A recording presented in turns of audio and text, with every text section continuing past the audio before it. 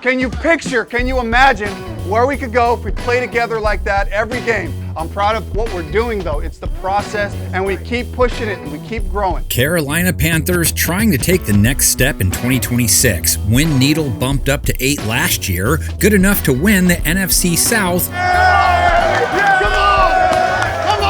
Now they hope to go Eugene Struthers and take it to a whole nother level. Our young guys, man, you had to go like this because of you.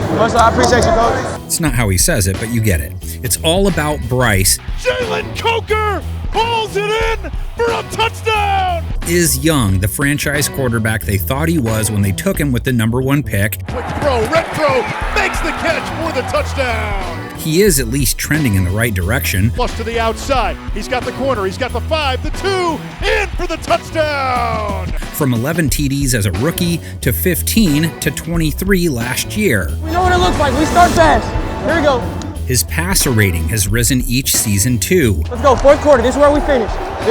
Let's go. Hitting at 87 in 2025. Young's throw downfield. Caught by Lee Gett inside the Miami 40. Passing yards per game up to 188. Down the left side for Lee Gett. Makes the catch. Touchdown, Carolina. But KDOT will tell you it's not enough. Bryce throws. Caught by Evans. Catapults into the end zone for a touchdown. Had a few solid games, but it's not enough. 27th in yards per game. Fires downfield and that ball's tipped and intercepted. 25th on third down. Young in trouble and he's sacked. The ball comes out at the 10-yard line. 24th in the red zone. And that's picked off Alontae Taylor. Only 18 points per game. And it's picked off by Brown. Somebody's got to get on there, He's hit. He's sacked. It's Calais Campbell. Don't turn the TV off, though. Wouldn't want to miss what Teteroa McMillan has in store. Throws toward the end zone. McMillan, left corner, makes the catch. T-Mac over 1,000 yards and 7 TDs to take home the O-Roy. Caught by McMillan, the California connection. Bryce Young to Teteroa McMillan. You hear that? AI voiceover guy read O-R-O-Y and didn't realize it's Offensive Rookie of the Year. They can't afford a real person or a better program. Makes the catch at the 20. He's got the 10, the 5. Touchdown, T-Mac. Carolina can't afford to have McMillan be the only real threat again. Jalen Coker put up some big games, only played 11 though. Hits Coker in stride, and he drags the defender into the end zone. Touchdown, Carolina. So only 394 yards, but the potential for him to morph into a good 2 is there. Coker makes the catch, tight ropes the sideline, into the end zone for a touchdown. XL was supposed to be that guy. Xavier Leggett, 3 scores, 360 plus yards in his second season. He went for close to 500 yards as a rookie, so regressed production-wise. Rolling right, now Young rolls back to his left, eyes up. Young throws, end zone, diving catch, Leggett. Touchdown, Carolina! Used a third-round pick on wide receiver Chris Brazel. He's an over-the-top receiver, which you would expect from Tennessee with that type of offense. What do you call it offense again, Joel? Deep choice offense. There you go. Would be nice if they had a better tight end game. Jatavian Sanders also kind of disappointed, 190 yards over 13 games. Tommy Tremble, 2 touchdowns, close to 250 yards. Down the right sideline across midfield, he's got the 30. Chuba Hubbard gets to be the man again, sort of fell out of favor early, came back around, finished with over 500 rush yards. Chuba good for 900 plus yards the previous 2 years when he wasn't splitting carries. Touchdown, up the middle, Chuba Hubbard. But he takes over as RB1 because they let Rico Suave Dowdle walk. Dowdle went for 1,000 yards on the ground, half dozen paint jobs, 4-6 a run. Big hole, he's got the 30, Tremble in front of him, gets across midfield. Panthers O-line will have a different flavor to it this year. They used their first-round pick on tackle Monroe Freeling. They also signed tackle Rasheed Walker. He gave up 7 sacks as a Packer last year. They're having to work around left tackle Ikem Ekwonu's injury, which he suffered in their playoff loss. Unclear when they'll get him back. He gave up a team-high 8 sacks during the regular season. Also signed Luke Fortner to play center. He gave up 5 sacks, made 10 starts for the Saints last season. Taking the place of Cade Mays, who only gave up 2, made 12 starts. Guard Robert Hunt coming back from a 2-game season. Tackle Taylor Moton, guard Damian Lewis, both still in the mix. Their line overall allowed a high pressure rate last year, but only 35 sacks taken, which was top 12 good. They could live with that again. Rice dancing in the pocket. Trying to evade a sack. He does. Throws back in the end zone. Wide open. Touchdown, Carolina. Great drive, guys. That's you guys up front. We got a few more in there. Panthers offense has lots of room for improvement. Their defense kind of does too. Get your mind right to end this. Let's go. It's going to be on us. It's going to be on us. But they made major strides. Fields, nowhere to go, and he gets tackled. They were the worst defense in football in 2024. Intercepted. Mike Jackson. No team gave up more yards per game or points per game than last year, 16th in yards per game. And sacked by A'Shawn Robinson. 15th in points per game allowed. Intercepted again. Picked off. Panthers secondary gets a ton of credit for the turnaround. Picked off the 30. Picked off by Carolina. 2024, Carolina gave up the highest rate. Then last year, held quarterbacks to a sub-90 rating, 15 interceptions, top 8 good. Horn in coverage, he read it all the way. They love their musical cornerback tandem. And it's intercepted by Carolina. Billie Jean might not be anybody's lover, but Mike Jackson held his targets to a sub-70 rate, led the league in passes defensed with 19, picked off 4 balls. Jackson takes it in. Pick 6. And then there's JC. Horn may have 99 problems, but covering pass catchers ain't one. Career high 5 picks in his 5th year. To the end zone. Intercepted. A one-handed takeaway. 2 interceptions for JC. Corner Chaw Smith-Wade, the rate allowed jumped 30 points from his rookie season to his sophomore campaign, did see more reps and made 56 tackles, and his 1 INT was of the house call variety. It is intercepted by Chaw Smith-Wade. Safety Nick Scott's play versus the pass last year, also not as good as 2024, gave up a rating over 115, did make a career-high 111 tackles. The first interception he has thrown since week 3. Safety Trayvon Merrick also cracked the 100-tackle barrier. 2nd year in a row he's done so, but he comes off a good year versus the pass, posting a sub-90 rate. Takes a shot deep downfield into triple coverage. It's intercepted by Merrick.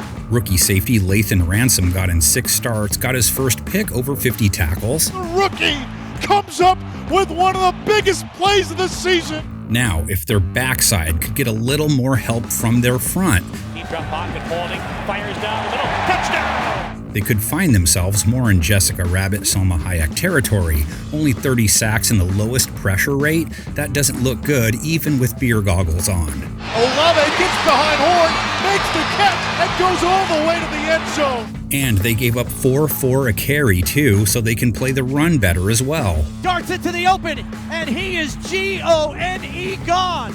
Don't blame defensive end Derek Brown. He balled after missing 2024 with injury. Over 70 tackles, 5 sacks. He's underrated and a beast. Derek Brown the hit, and DJ won him the ball. Won't have the assistance of vet A'Shawn Robinson. 65 tackles, 2.5 sacks for him last year. Let's capitalize on it today. Let's dominate for each other. Means Bobby Brown will see more action. It's not my prerogative, it's facts. 5 starts last year, 31 tackles.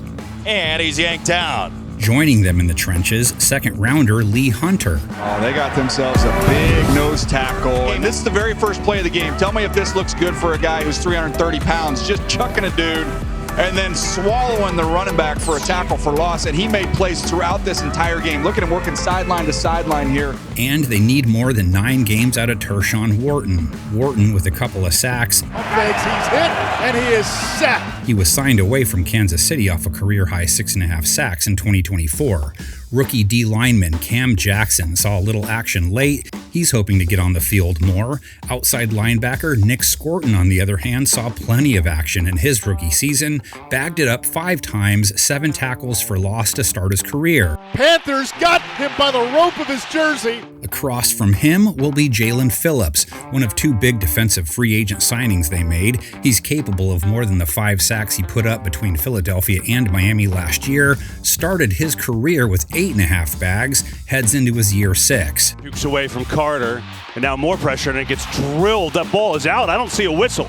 They're hoping outside linebacker Patrick Jones can stay healthy. Only played 4 games for Carolina after being signed away from Minnesota off a 7-sack year. They let DJ Wanham bounce, only wrangled 3 quarterbacks. Back into the pressure, sacked by Wanham. The new linebacker in town, Devin Lloyd, signed away from Jacksonville, made second-team All-Pro in his 4th year, first year in the league with fewer than 100 tackles, but how about 5 interceptions from the linebacker spot, 1 a 99-yard house call.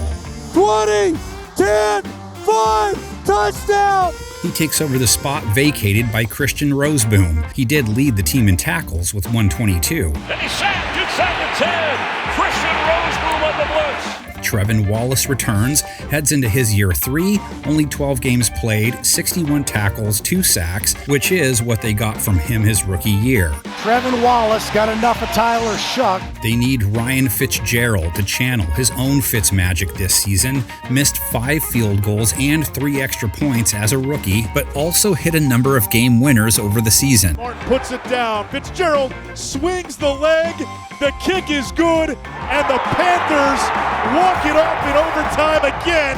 What's all that look like condensed? They're rolling with the same 5 key DBs that made up their 2025 secondary: Smith Wade, Horn, and M-Jack at corner, Scott and Merrick at safety, no new free agents, couple of late-round draft picks, and returnees from last year, the backups. Front 7, the rookie Lee, the only newbie up front expected to see significant snaps, he replaces Robinson. The Wharton, Brown & Brown law firm expected to start in the middle, Phillips for Wanham on the edge, Lloyd for Roseboom at the 1 inside linebacker spot. And their playmakers on offense are pretty much the same sans Rico, Chuba's backup, Jonathan Brooks, who they had high hopes for when they drafted him. He didn't play at all in 2025 and only played 3 games as a rookie in 2024. T-Mac hoping to up the ante in his year 2. Coker seems like he could round into a nice 2. How far they go, tied to how much better Bryce plays. Carolina's schedule is going to make getting better a real challenge. Happens when you finish first. You play a lot of first-place teams.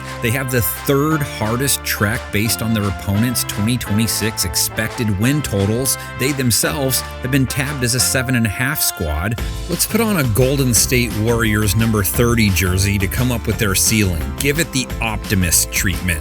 Kick off the year with a win over the Bears, take Atlanta and Cleveland, flex against the Bucks, topple New Orleans, double up on Tampa, then Minnesota, followed by a sweep of the Saints, take down Pittsburgh, and finish with a 2nd win over the Falcons. That would get them to 10 wins. My game preview guy bag doesn't see it though.